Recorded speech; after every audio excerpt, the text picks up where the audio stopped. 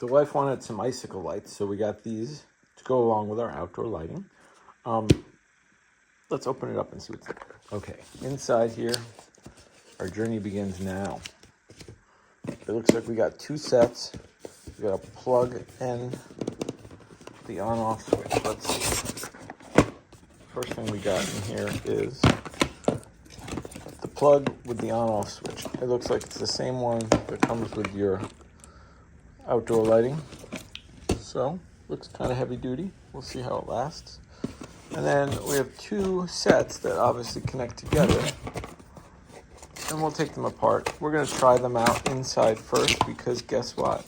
We don't want to put them up and then find out that they don't work. So we got zip ties it comes with and some sort of clips.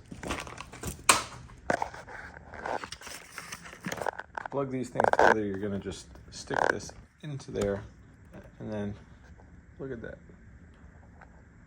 It's going to turn on. I'm noticing something that's going to affect my install.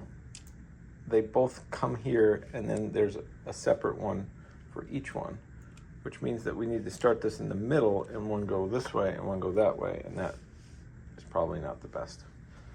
But let's see. So this is a little inconvenient because there are other lights hook up from the end to the end, and this hooks from the middle. That doesn't work with what we have set up. So I started hanging them and I got this clip that comes with it, and this clip fits right on my gutter. It's like the most perfect thing I've ever used. So we're just putting these right across. We're gonna go across the top of the house here. I did my first half here, and it's ending here, so we're gonna have to get an extension cord over here somehow. Here we got the lights going. This is the Christmas 2 icicles. I got them to go all the way around up the side of the house. It's looking good.